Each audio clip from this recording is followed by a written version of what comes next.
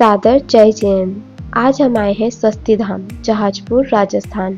यहाँ एक विशालकाय जैन मंदिर है जो कि नाव की आकृति में बना हुआ है। यह NH 39 तथा जहाजपुर और जालमपुर के बीच में स्थित है।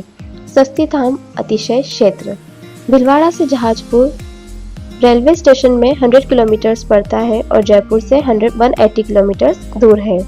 स्वस्ति धाम अतिशय क्षेत्र में श्री 1008 मुनि सुव्रतनाथ भगवान जी का जहाज की आकृति में बना विशाल तथा भव्य मंदिर स्थापित है। मंदिर जी के द्वार के बाहर स्थित है विशाल मान स्तंभ। मंदिर जी में प्रवेश करते समय हमारे सामने आता है सुंदर विशालकाय हॉल, जिसके चारों ओर से सफेद पत्थरों द्वारा बनाया गया है। हॉल में 3 वेदियां सहस्त्रकुट बनाई गई है, जिनमें 1008 प्रतिमाओं को विराजमान किया गया है। यह सारी बहुत ही आकर्षित प्रतिमाएं हैं। सारी अलग अलग कलर की प्रतिमाएं हैं, जिनमें अलग अलग एक आकर्षण दिखाया गया है। एक आकर्षित प्रतिमाएं हैं। आप देखें, यहाँ पूरी परिक्रमा दी गई है। हम यहाँ पर परिक्रमा कर सकते हैं। यहाँ पर इसका अर्घ दिया हुआ है, उसे अर्घ चढ़ाकर हम यहाँ पर पूरा आनंद ले सकते हैं। उसके बाद हम चलते हैं दूसरे तल की तरफ। दूसरे तल में आता है 3 वेदियां, जिनमें से मुख्य वेदी में श्री 1008 मुनि सुव्रतनाथ भगवान जी के आकर्षक तथा चतुर्कालीन प्रतिमा विराजमान है। वेदी में आकर्षक स्वर्ण का कार्य किया हुआ है, जो वेदी को और भी आकर्षक बनाता है। मुख्य वेदी के दाईं तरफ श्री 1008 आदिनाथ जी की मूल प्रतिमा वाली वेदी स्थापित है। मुख्य वेदी के बाईं तरफ श्री 1008 महावीर भगवान जी की मूल प्रतिमा वाली वेदी स्थापित है। मंदिर जी के सबसे ऊपर तल में जैन 24 तीर्थंकर की 24 वेदियां स्थापित है। सन 2013 में मंदिर जी से 4 किलोमीटर की दूरी पर क्षेत्र में महावीर जयंती के शुभ अवसर पर मुस्लिम समाज के व्यक्ति के घर में श्री 1008 मुनि सुव्रतनाथ भगवान की प्रतिमा निकली। क्षेत्र में पहले भी कई बार जैन प्रतिमाएं प्रकट हुई थी।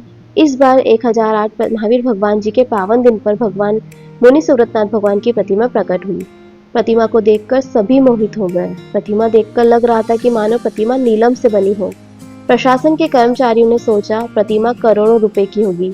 उन्होंने स्थानीय निवासियों से कहा कि इस प्रतिमा को सरकार के नियंत्रण में लिया जाएगा। कर्मचारी ने JCB मंगवाकर प्रतिमा को निकालने का प्रयास किया, लेकिन पतली गली के होने के कारण JCB नहीं आ सका।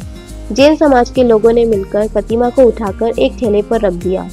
प्रतिमा को लेकर मंदिर जी के तहखाने में स्थापित रूप से विराजमान कर दिया गया। वापिस आकर कर्मचारियों ने कहा कि प्रतिमा को हम लेकर आएंगे। इसके लिए उन्होंने मजदूरों को बुलाया। लगभग 40 से 45 मजदूरों ने मिलकर जोर लगाया, लेकिन प्रतिमा को नहीं हिला सके। हारकर वह खाली हाथ लौट गए।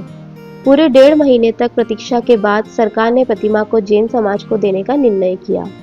बाद में आरिका रत्न 105 श्री स्वस्ति भूषण जी की प्रेरणा से मंदिर जी का निर्माण करने का निर्णय लिया गया। प्रतिमा जी में कई बार चमत्कार देखे गए। एक बार इनका वजन बढ़ गया। माता जी के आते ही वजन हल्का हो गया। 4 बार रंग बदला जा चुका है। एक बार जब मंदिर जी में आरती हो रही थी, तब अचानक ही प्रतिमा जी की आंख में से रोशनी निकलती हुई दिखाई दी। प्रतिमा जी की नाभि कभी अंदर कभी बाहर होते हुए उपस्थित सभी लोगों ने देखा। आज भी अनेकों ऐसे अतिशय मंदिर जी में होते रहते हैं। दूर दूर से श्रद्धालु इस मनमोहक प्रतिमा जी के दर्शन करने आते हैं। मंदिर जी के साथ में ही 108 कमरों वाली हर प्रकार की सुविधाओं वाली धर्मशाला बनी है। धर्मशाला में 108 कमरे AC व नॉन AC उपलब्ध हैं। धर्मशाला में एक साथ 300 यात्रियों के ठहरने की व्यवस्था बनी गई है। धर्मशाला में भोजनालय का प्रबंध भी है, जिसका नाम है तुष्टि पुष्टि भोजनशाला। भोजनशाला में नित्य सात्विक भोजन बनाया जाता है। दूर से आने वाले यात्रियों के लिए पार्किंग की सुविधा उपलब्ध है। गाड़ी के ड्राइवर के लिए भी अलग से कमरे बने हुए हैं।